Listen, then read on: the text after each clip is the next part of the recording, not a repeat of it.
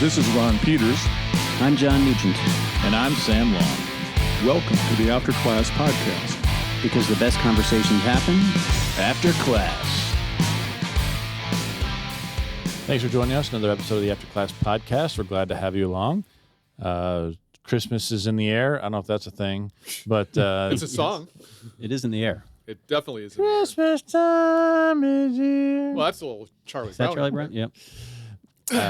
We are getting festive here on campus. We got trees going up and other pagan symbols, various decorations. Today we even decorated the doors of the faculty wing, which is a time. It was a time. It was a good time for some of us. Yeah. Apparently not for you, Sam. But that's fine. Decorating is not my thing. So. Well, I'm not saying that I'm good at it, but I enjoyed the time of getting all the decorations up on people's doors and the fellowship and all that. It was a faculty bonding time. Sam DJ'd some pretty swag Christmas tunes for us. We had a pile of decorations and 2 hours to decorate all of the doors in the Christmas wing. Except for mine. Because yours was already done. Yours was already done, yeah. And he was very agitated when people went near his door to try to put something on it. Yeah, yeah. That's not true. I was very excited when I saw the Christmas dragons on my door. Well, okay. I heard other things being yelled, but that's fine. No, I was mad because Todd and Todd took away some of the garland that I was going to use, and I yelled at them for that. So. Yeah, we had a bunch of students join us. They did. We had some special food treats, the music. Is it nitro-infused cold brew? Yep, nitro-infused cold brew coffee. Okay, yep. Yeah, Great Lakes has one of those machines, and we brought it in here for the special occasion. And yeah, it was a good time. I agree. It was a good time. Yep, and but yours didn't need to be done. Well, I didn't realize we were going to do this because I came in the day after Thanksgiving to get all my decorations up so that when we walked in on Monday, it was ready to go. And then, on Tuesday, I get this email from John saying, hey, tomorrow we're going to have this decoration day. I'm like, well, I guess I was a little ahead of the game on that. In all fairness, I did not announce it until the day before. Right. Because exactly. Esther didn't bring the idea to my attention until Monday late. It was really off the cuff. But for being an off the cuff idea, I think it turned out really nice. Yeah. And it makes me happy. I say it every year. This is like the 6th or 7th year that we've been doing this. But once we get into that Christmas time, I get really happy because I love Christmas decorations and even the stuff that has to do with the winter solstice and all that. I don't care. I think that that's fantastic. So bring it on. Bring on the Christmas. And I'm a huge fan of Santa Claus and the Grinch. And the Grinch. Yeah. Got to find a way to get the Grinch on your door there. You've done that in the past, but I don't see your Grinch over there yet. Yeah. That's because I didn't bring my own supplies. I just went with what was there and the team that helped me. So anyway, it was a good day. It was a good day. And so we're kind of still following up from our SBL trip. Mm-hmm. Before that trip, we were asking for topics that we should study. And Todd Hillsman, around the lunch table, student at Great Lakes, going into ministry, suggested that we should do an episode on Shamgar. And he was half joking, I think, because Shamgar is only mentioned in 2 verses in the Bible. Correct. And both of them are pretty cryptic. Yeah. So, hey, try to do an episode out of a cryptic 2-verse character. He threw down the gauntlet to challenge us, evidently. Yeah. And so we thought, wouldn't it be fun if at SBL there was a paper on Shamgar? And lo and behold, sure enough, there was. To our surprise. A certain Rachel W. Rachel W. Whose full name will be protected to preserve her dignity. Because she delivered the paper that, to me, really insulted the person of Shamgar. I'm not going to lie to you guys. A little offensive. What do you think, Ron? I didn't hear the paper, so I'm going to go. Okay. I'm going to have to ride the coattails of your your outrage on this. Well, listen to this title: A Second Look at Shamgar, Questioning the Traditional Classification of Shamgar as a Minor Judge. Now, what might you think from that title? Me? Yeah. You might think that she's offended by the term minor judge and wants to elevate him to a major judge. Yeah. Right. Which would make sense. No, I think that's the same takeaway. It's like, who are you calling a minor judge? Right. How dare you? Yeah, I'm going to stand up in his defense and elevate him so that he becomes the major judge as he should rightfully be. Except that is not the direction she went. Mm. She actually went the opposite direction. To diminish him more? Wow, minor was too much, huh? Yeah, she wanted to diminish him, I think, from being a judge at all. Just some dude. And listen to this evidence. She invokes as evidence that he is the only judge whose length of reign is not mentioned, which is true. It's a fact. That's a fact. And we're going to talk about what that really means. Yeah. She notes that his days overlap with the days of Jael, who was during the judgeship of Deborah, according to verse Judges 4:4, who followed after the reign of Ehud. So, yeah, granted, the text mentions that Ehud reigned, and then after Ehud's time, you have the time of Deborah, which would make it seem like maybe there was no time in between when Shamgar was judge. Right. I could get how someone could go where she goes. Sure. But she just thinks that it just squeezes Shamgar out altogether and leaving him to be kind of an honorable mention. I mean, he's mentioned between them, not really as a judge, but here's a guy who did some cool things. Not a real judge. Right. Yeah. Right. Just did some cool things. And so, so her basically takedown, I don't know, of Shamgar is that he doesn't even count.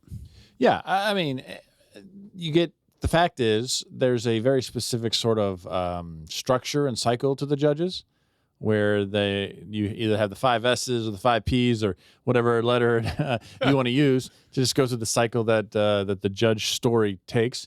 Shamgar doesn't have that. In fact, not even close, really. Do we ever want to read this verse about him? We're going to save that to later.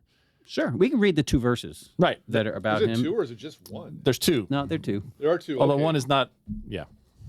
So Judges 3:31 is the first one, and this is where the majority comes from. It says, after him, and by him we mean Ehud, after Ehud came Shamgar, son of Anath, who killed 600 of the Philistines with an ox goad.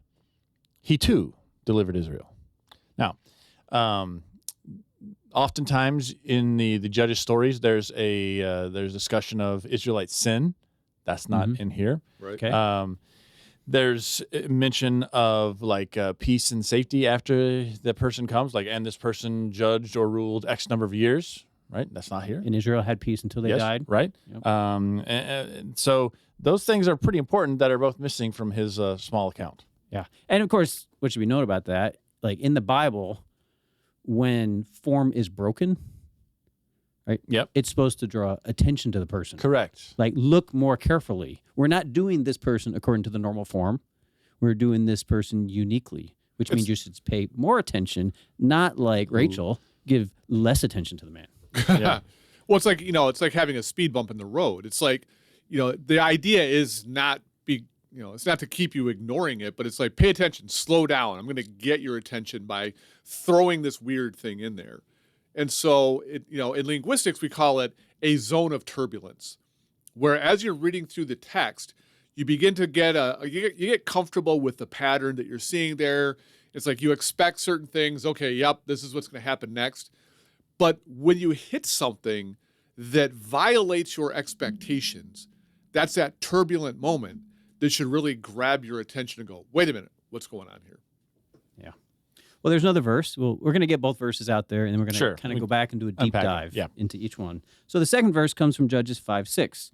In the days of Shamgar, son of Anat, in the days of Jael, caravans ceased and travelers kept to the byways. So you have the days of Shamgar, son of Anat, in the days of Jael. And this is part of that reason why. Well, if Shamgar's days are in Hebrew parallelism, parallel to Jael's days, well, Jael is the woman who spiked Sisera, right, during the days of Deborah. So this would say that Shamgar's days overlapped with the days of Deborah. And, of course, for Rachel, that means he wasn't a real judge, because you're not allowed to have 2 judges at the same time. Right. No.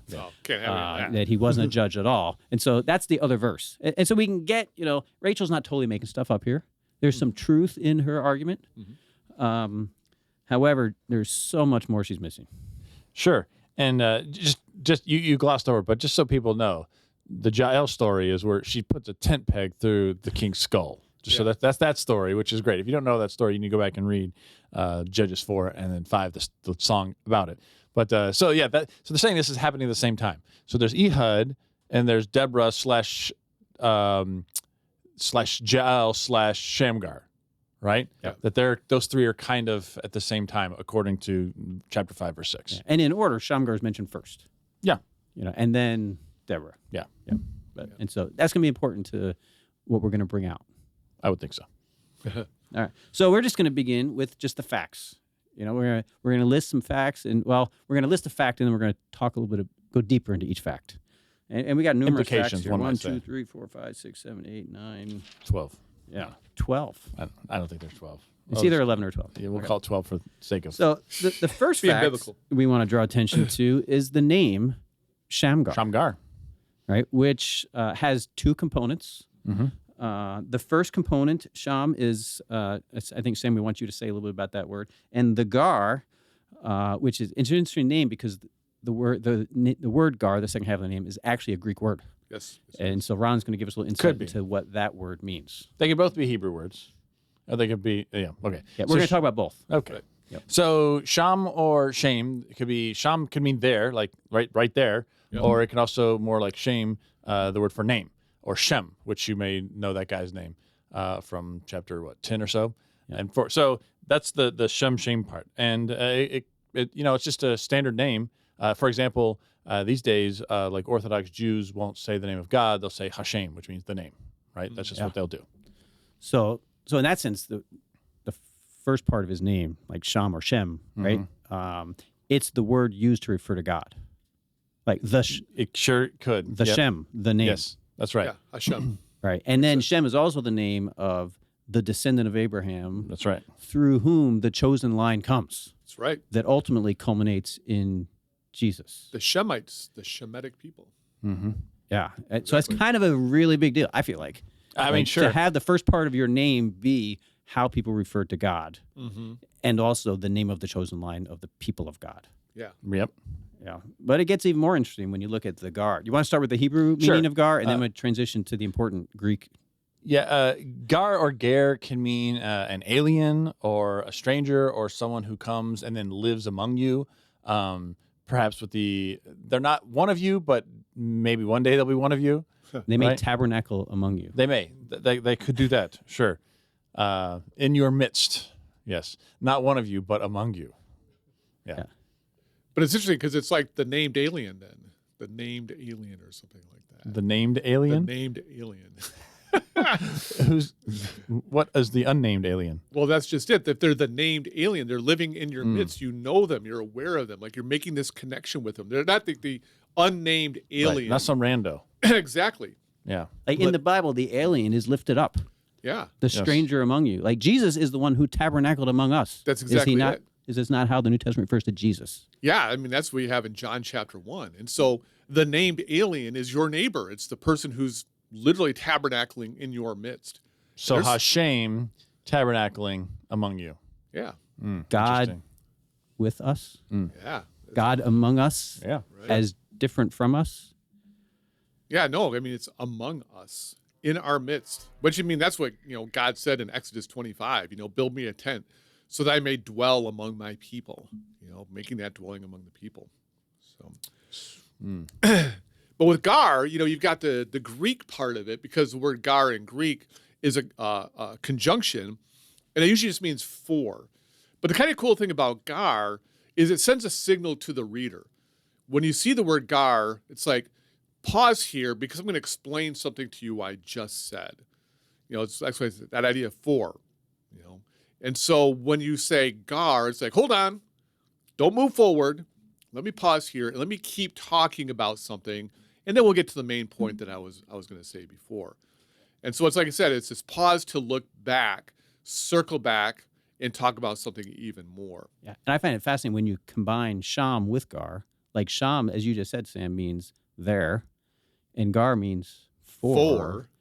Which, whenever you see the word therefore in the Bible, you have to pause and ask, What is it there for? what is it there Yeah, for? that's like Like, just basic, biblical exegesis. Like this is the first things that Bible students learn. What's the there for? When you see a therefore, what's it there for? And ask some really good questions. yeah. And so when we encounter this judge, true judge, right? If not the most true judge, Shamgar, like the name says, stop. What is this guy there for? He's there for a reason that's much bigger than you could possibly imagine. Yeah. And so instead of skipping over him as if he doesn't belong in the story, Diminishing his judgeship. I know, right? We need to pause. We need to circle back and go, there's something happening here. Again, his name, the fact that he breaks from the cycle, the pattern that we're seeing. Everything about this guy is saying, circle back and look at this more closely because there's something more here I want to tell you. Want to get to the next fact, Shane? Sure. Sham? So let's look a little. Sam. The facts, Sam. Just the facts, Sam. Okay, Johnny. So if you count him as a judge, which we do, he would be the third judge of 12. Now, 3 and 12 are pretty important numbers in the Bible. Perhaps, yeah. Perhaps the most important. At least two of the three top most important are 3, 7, and 12. So Yeah. he's gotten 2 out of 3. Yeah. Yep. So that's That ain't fascinating. That ain't bad. 2 out of 3. That's right. Oh, but wait, there may be a 7 later. There is. For sure. And so yeah, when we think of 3 out of 12, so the first 12 we think of is the 12 tribes of Israel, the 12 sons of Jacob. And who's the third son of Jacob? Our boy Levi. The priesthood. All those sorts of things. Yeah. That's not, I don't think, coincidental. So the son who was set apart from all the ones because of the special connection and service to God that he would have. Like no other Israelite tribe could have priests, Right. except the third, who was Levi. And of course, Levi is it's hard to miss, a type for Christ. Who is for sure. the ultimate high priest. The ultimate high priest. All right. And so it's fascinating that here the third judge, the third son, I don't know, we can make lots of things about that, but he seems to be set apart in ways that were to be discovered. Well, I mean, if we're going to pause and circle back and look at this guy more closely, this is the kind of thing that stands out. If he's the third judge, that definitely corresponds to Levi, the priestly tribe. And so we should be thinking about Shamgar in terms of like the priestly tribe. Even the priestly judge? Yeah, agree. The judge who most closely anticipates the high priesthood of Jesus. Fair enough. Very good point. But he's not only, I mean, when you look at threes, like you have to think about who is the third king. Now, a lot of people erroneously think that the third king is Solomon, right? Because you have Saul and you have David, then you have Solomon. Right. But we know from the book of Judges, which is the very book we're studying, that the first king is Abimelech, right? The first one who names himself king after killing all of his brothers and say, you don't need judges, you need a king. And he's the first king. And his name even means father of the kingship. Yeah. He's the first king. So Saul would be the second Technically. king, Yep. and then David would be the third. Yeah, he's kind of important too. Just Right? a little bit. Yeah. We have the covenant that God makes with David and his line that there always be a king on the throne. And that is, of course, fulfilled and established through Jesus, who comes of the line of David and is this king forevermore. And so it's interesting that, again, a sort of a precursor to that elevated kingly status that we see. Yeah. here. Who else in the Bible is both, the figurehead of priest and the figurehead of king? Yeah, I mean, Melchizedek, which is the whole point of Hebrews. Like, people would say about Jesus, whoa. He can't be a priest. He's from the tribe of Judah. What are you talking about that he's a great high priest? The author of Hebrews is, whoa. Did you forget about Melchizedek, who was both a priest and king? Jesus can be a priest and king because we have biblical precedent. But is Melchizedek the only person who is that biblical precedent? Now we got a guy, Shamgar, who's got connections to both the priesthood and the kingship. Yeah. And the funny thing about Melchizedek, and Hebrews makes a big deal about this, we don't really know all the details about Melchizedek. Yeah. Like, where does he come from? We don't know. He just shows up. Yeah. Where does he go in the story? We don't know. He just kind of shows up. Like, he gets Cotton Eye Joe. He doesn't have a chronological marker. And that's important to the author of Hebrews because, well, where did Jesus' days really begin? Right. Right? Like, even though we know he was born in a certain days, 4 BC, right? But his days are from old. And Hebrews makes this point, like, the mysterious origins of Melchizedek anticipate the mysterious origins of Jesus. Yep. And that's part of what makes Jesus a high priest in the order of Melchizedek. Right. And so now we can understand the uniqueness of Shamgar. Like, what are his days? He's the only judge for which we don't have days. Yeah. Right? Like you mentioned before, and of course, our SBL paper wants to discount him. Like mentions, like, he's the only one that we don't know how long he reigned. Right. There may be a point to this. Yeah. His reign maybe began much earlier and continued much later. Yeah, like it's Melchizedek. not a point of disparagement. It's a point of elevation, perhaps, or Right. putting him in a different category with Melchizedek and Jesus. Yeah. Yeah. So I think the threeness, the third son points to Levi, the third son points to David. There's maybe an even more important three to be mentioned. Like in the scriptures, who is the third person of the Trinity to be revealed to us by name? Sorry. I had to stop and think that you said third person of the Trinity. Well, that would be the Spirit would be the third person of the Trinity. Well, the Spirit is kind of mentioned before Jesus because he's talked about by name in the Old Testament. Oh, right. I see what you're saying. So you have, you're like, flipping Jesus into the the third Father is the first, right? Spirit. He's the one who creates in the beginning. They were revealed. Of course, Jesus later on is going to be there involved, according to John 1. The Spirit is mentioned throughout the Old Testament. That's true. Jesus is named third. I see what you're saying. That's a good point. That he's the third who is named after the Father and the Spirit. Yeah. And so we Gotcha. just, so far, so many arrows are pointing from Shamgar to Jesus. It's really quite remarkable. And we're only in fact 2 to 3. Yeah. 2.5. Yeah. So much more. Yeah. Another one, just for those keeping count, is who is the third human being to walk the earth? No, the third man to walk the I was earth. gonna say, Sorry, third the third human man. being. The Yeah, I was third gonna man. say. Sorry, Third man to walk the earth would be Abel. Abel. Mm-hmm. Yeah, because you have Adam, his firstborn son is Cain, secondborn son is Abel. Yeah. So Abel is, for the Jewish mindset, the first martyr. Yeah. The first one who was innocently slaughtered. Yeah. Right. Whose blood was shed. Right. And this is so let's just put a pin in that. Right. And now think about who is the third disciple named in the New Testament? James. Right. Now follow me. I had to stop and think Right. about that for a moment. Yep. James is the third disciple named. So you got Peter. Peter. Right. Yep, Peter and Andrew, And then James. then James, right? And then according to the book of Acts, James is the first Christian He's the first of the apostles who's martyred. martyred. Right. So the third man who walks the earth was martyred. The third apostle Was martyred. was martyred. Yeah. And this Third part of the Trinity third is martyred. part of the Trinity is martyred. Yeah. Amazing. So again, another That's pointer remarkable. to, he is among the judges, the martyr judge.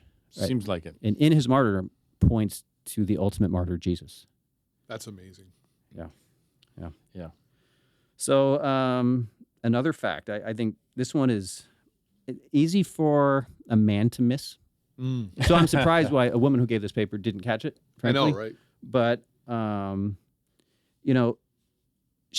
way we count Shamgar as a real judge, the third one, he's followed by Deborah, Right. And his, no other man could walk in his shoes, right? That he would have to be followed by a woman, And I don't think it's a coincidence that, his reign is overlapping with the days of Jael, right? Who, we know was a woman during the reign of Deborah. Yeah. And so I think all signs are pointing to the fact that Shamgar shared his reign with Deborah. He was the first one who opened up the door to women leadership. Like, we know he was a judge who overlapped with Deborah. Yep. Why is she also reigning? If not that he, really a pioneer of his times, was the first egalitarian Israelite, willing to give women, to elevate Deborah, right? Yeah. In the account, so that her account actually overshadows his account. He became less so that she could become more, to elevate the figure of women in the Bible. Yeah, I think he epitomizes humility and the willingness to, like you said, lay himself below so that you can elevate, of all things in that time and place, a woman, right? Exactly. And that's one of the great stories in the Bible. Is here's this woman in this this time and place who is a judge, but also on some level a prophet, and is an amazing figure in that time and place. But what we've been talking about with Shamgar, I think she would have paled in comparison to him, and yet. And yet, obviously, because of such a elevated, her status elevated and his diminished, that's probably on his doing, right? Yeah. And it's Yeah. like, no, Yep. we're gonna. She must increase, I must decrease. Wow. I know it's funny, Sam, because I was thinking the exact same thing, that people look at the just the lack of information about him as a sign of his lowly status. But did Shamgar himself say, "Why would I want to elevate myself? Let's elevate Deborah. Let me be in the background." The very paucity of information that we have about him would seem to speak to the very attitude he had. His greatness is not something he wanted on display. Yeah. But let other people be great in front of me. Yeah. I appreciate the point you're making, that he kind of reminds us of John the Baptist, right? To me, it reminds me of Philippians 2. Sure. Where Jesus, right, who laid down, right, his divine status to become a servant, to become a man, to become nothing compared to what he used to be.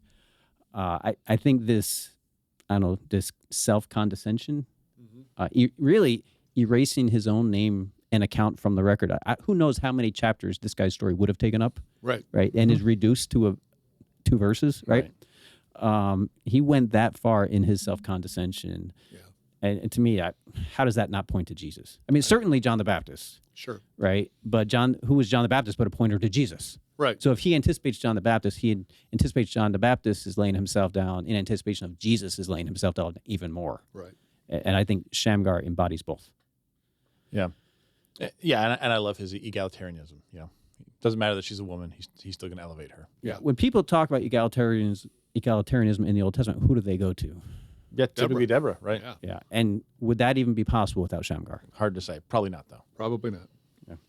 Well, another fact is, and I think this is, we got to pay attention to what is said about him, and not just his number, right, and how he lays himself down, but as a judge, if you look at Othniel, he defeated Aram, the Aramites, right, to the north. To the north, yep. And then Ehud defeated the Moabites to the east, right? Across the Jordan, yep. So interestingly, Shamgar is the one who defeated the Philistines. The Philistines. The thorn in Israel's side during the early monarchy. Yeah. And right there they occupied the western side of the land of Canaan, southwestern side of the land of Canaan. So it's not like you had to cross the Jordan or go north, like you're like going out of bounds to fight with these people, or they're invading you. But as you said, Sam, these are the people who are right here in our land. And we've got to take care of this business. And it's kind of interesting because who was the guy who's ultimately responsible for subduing the Philistines to Israel? Well, according to 2 Samuel 3:18, that's David. Oh my gosh, another pointer towards David. Yeah. That's remarkable. Who himself points to Christ. Exactly.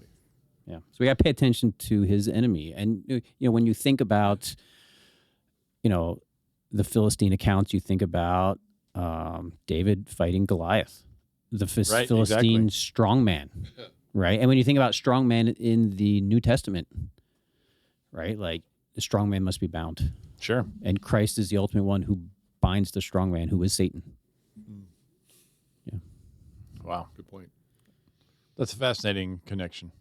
Yeah. To me, I think we're getting to one of the most important points about Shamgar is his father, right? Yes. We're told in both passages that his father is Anat.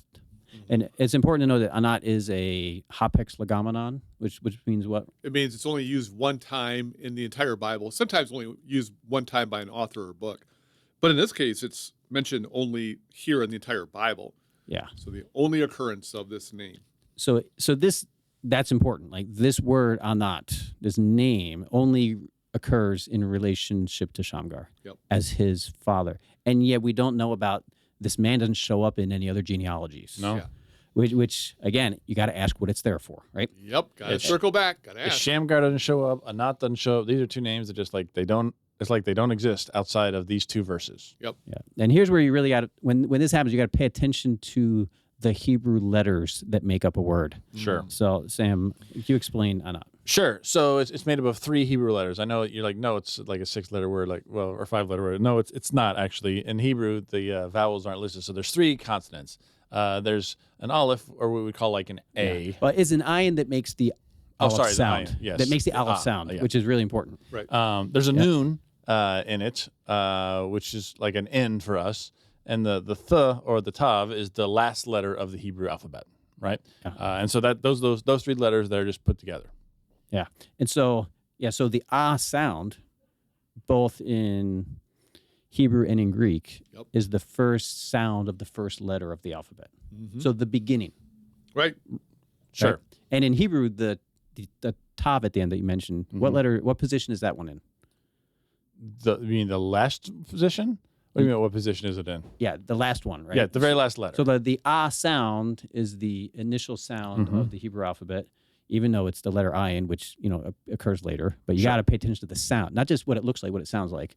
So the first sound sounds like the first letter of both alphabets, both the Hebrew and Aramaic and Greek, and probably and English, right? Yes. Like Right. it all, And then the tav, especially in Hebrew, is the last sound of the alphabet. So it's the beginning and the end. So if we're going to say A to Z, we would say A to T in Hebrew. Ata. Exactly. Ata. Yeah, and why is that significant from a New Testament perspective? That's Revelation. I am the beginning, the end, the Alpha and the Omega, the first and the last. Like, this is how God is describing himself in the book of Revelation. And all of a sudden we have a guy's name whose very name seems to begin and end with those same sounds and ideas. Yeah. That's really striking. I find that remarkable. Now, someone might be skeptical and say, what about the noon? Right? Yeah, there's a letter in between. Like, there. what's what do we do with what's that? the in between? That's a little distracting, And we would say, no, noon. God is not just the beginning and the end; He's also the middle. Sure. And noon is one of those middle letters of the alphabet. Yep. Now, if you want to be picky, you could say, and some people who really don't get like the significance of numbers in Hebrew might say that noon is a bad choice for middle. Why is it actually the perfect choice for middle, Sam? Because it is the 14th letter of the alphabet. And as we know, we mentioned 7 earlier, right? Yep. And so it's a multiple of 7, and that is huge for them, right? They love 7s and they love multiples of 7. Yeah. And so in or noon as the 14th, which is not right in the middle, but it doesn't need to be right in the middle. It's a multiple of 7, which is the letter of perfection, the number of perfection. And so noon sounds like the perfect middle letter to put in the middle between the beginning and the end, and perfect in the middle. Yeah, and some people are going to be like, well, come on, 14, 7 times 2. Really, is that all that Bible-y? Read Matthew chapter 1, okay? In Jesus' genealogy in Matthew chapter 1, it's 14 generations from Abraham to David, 14 generations from David to the exile, 14 generations from the exile to Jesus. And so Matthew clearly saw 14 as being a perfectly legitimate multiple of 7, and he incorporated that into Jesus' genealogy. It's the middle number that points to Jesus. Yeah. And so he has the beginning and the end pointing to God, and the middle number, the number that points to Jesus in the Bible. Yeah. And so this name, it only occurs once because it's a name you don't overuse. Mm-hmm. It's a name that points to God. And that makes Shamgar the son of the name that points to God. Yeah. Yeah. One might say son of godlike. Godlike, yep. Yeah. Which is, that's high praise for this guy. Yeah. The only other one that's really, referred to as son of God, sometimes like David as king is like, you're my son, today I've begotten you. Yes. But of course, that's a messianic psalm that is used to point to Jesus in the New Testament. Right? Son of God language, more than anything, means Jesus language. Yeah, I think it's awesome that, Shamgar is the son of the Alpha and the Omega. That's what he is. Yep. Yeah. Son of the beginning, son of the end. Yeah. I mean, we only get to be, as Christians, adopted sons of God.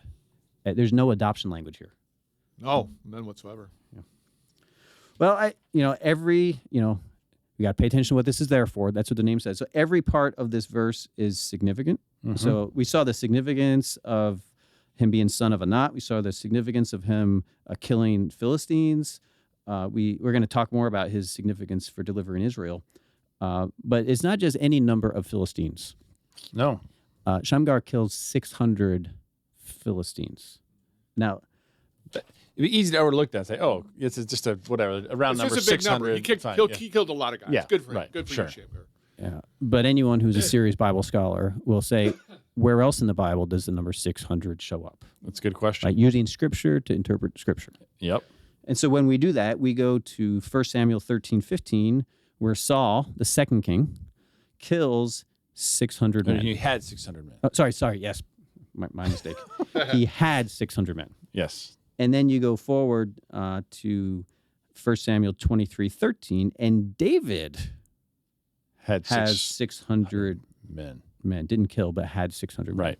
I appreciate His your mighty corrections. warriors. That's fine. Your corrections are always right on time. And I don't know where I'd be without them.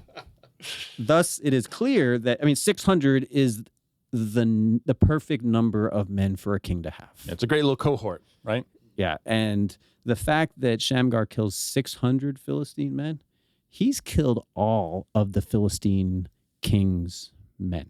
Yeah, kind of like the royal bodyguard. Yeah, like Saul had that. David's mighty warriors, right? Yeah. And it's like the Philistine mighty warriors. Done. The king's name is erased from the account. Yeah.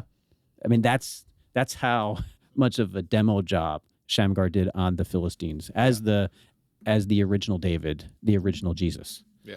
Right. Who binds the strong man. Right. So yeah, that number also important. It's a total takedown of the Philistine army. Unfortunately, they were able to rebuild. Yes, because there was no one like him after him. Yeah. Until maybe David and Jesus. Yeah, and I think it's important that remnant that remains for David to take care of. Sure. Which only strengthens the connection to David and thus to Jesus. Yeah. Okay. We talk about an ox goad? Yeah, let's go for it. That's the last word we haven't really described. Sure. So an ox goad is a cattle prod, but an ancient cattle prod. It's like a sharp, pointy stick. Yes, it's a pointy stick, like move, you stupid, dumb animal, Right. to where I want you to move to. Yeah. That's what it does. So the thing about that, to kill 600 people with a sharp stick, it's not a sword, Right. It's not even a spear. It's like just it's a pokey thing. That's exactly what which it is kind of it's Poke fascinating. them in the butt, they get moving. Yeah, 600 Philistines, the best 600 Philistine men killed with a pokey stick. Yeah, and it reminded what's significant is, as you just brought out, an ox goad is made of wood, right? And it's with wood that he defeated the strong man, and his whole army, all 600 men, just wiped out the royal cohort. And with all the pointers we've had to Jesus, what is the instrument Jesus used to defeat sin and evil and Satan and his hordes in the Bible? What is the instrument? Cross. And what's it made of? Wood. I don't think they had plastic back then. No, it's Definitely not a wood. plastic cross. Yeah. So just like Jesus, who's the ultimate victor over evil in the world, defeated evil through wood. So the first, I don't know, perhaps the strongest Christ figure in the Old Testament, Shamgar, defeats God's enemies, the enemies of God's people, with wood. Yeah. It's amazing. Yeah. Want to talk about the last one, Ron? We got one more fact here about him. Yeah, that's Hebrew. I don't know Hebrew.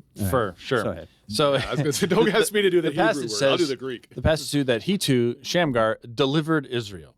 And that word for deliverer is yasha, which you may sound familiar to you, especially if you've ever encountered anyone who talks about the name for Jesus.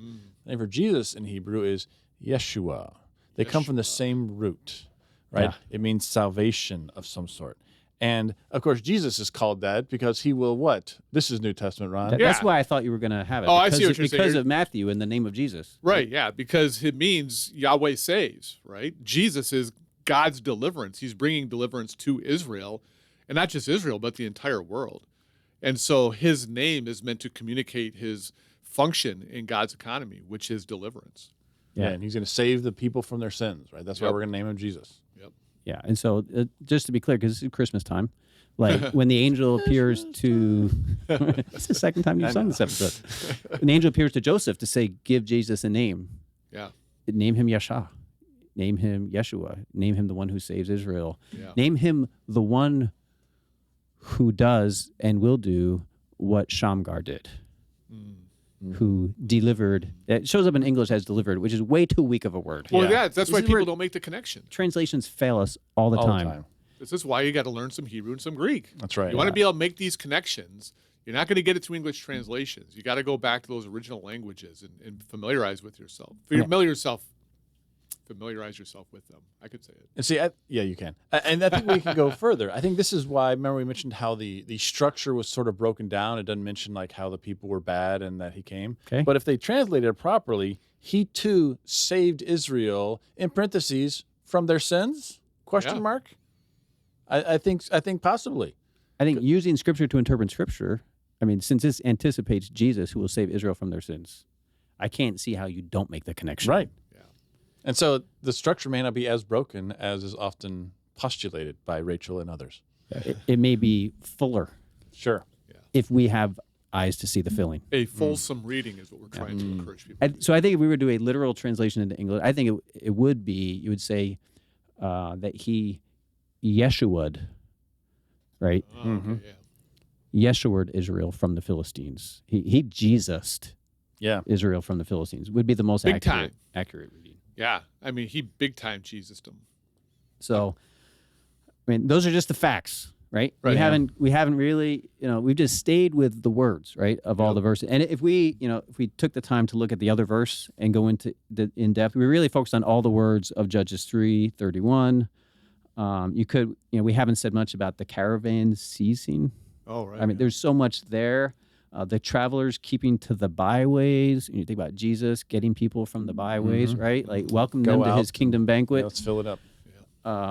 There's so much more. But I think if we were to kind of like bring together everything we've seen, it's quite possible. Like, so we've seen that Shamgar is the prototypical martyr. He is, for the whole Judges period, the closest one you could ever refer to as the Son of God in the whole Judges tradition. And I would say he was God to them on some level. Bringing that whole Levi thing, like that's what Yeah. he's doing. He's saving That's them. right. He's representing God for them. Yeah, He's that's- fighting for them like God's supposed to fight for them. Yeah, so that's an important thing. So he is the most priestly judge, according to his connection with Levi and Melchizedek, Yep. right, connected to both of them. He is the Savior, the Yeshua of Israel, and he is the one who continues from a judge perspective or anticipates the line of David with all these pointers to David who points to the Messiah, Israel. So you can talk about him as martyr, as Savior, as priest, as Messiah figure, as Son of God. Yeah. When you bring all these things together and you ask, what is the Shamgar account there for? How would you summarize it, Sam? I would say it is revealing that God has been at work since the beginning. A lot of people say, what did Jesus do for all that time between, the beginning and when he came to earth? Maybe he was Shamgaring, maybe he was doing some things that you don't realize. Yeah. Makes me think of the end of Luke's gospel in Luke 24 when Jesus is on the road to Emmaus and he's talking with a couple of his disciples and he goes back into the Old Testament to explain everything to them. It's like, how did you not see this? Isn't it obvious to you? Can we think that Jesus didn't use Shamgar as a way of explaining everything that he came to be? It's like, guys, it was right there. How did you miss it? Yeah. Yeah. So it's not that Shamgar is a minor judge or major judge. He is the Ultimate? ultimate. Yeah. I don't think Judge. you can pick a strong enough adjective. Yeah. He is the judge. The judge of judges. Oh, judge of judges. Judge Which, of judges. interesting, that phrase doesn't show up, anywhere in the Bible. No. And perhaps if we had the full account, right, that he didn't condescend and empty himself to be made little so that Deborah can become much and so that all women through Deborah can be elevated. Yeah. This would be the judge of judges. Yeah, without a doubt. Yeah. Well, I don't think we want to say any more. No. We're done.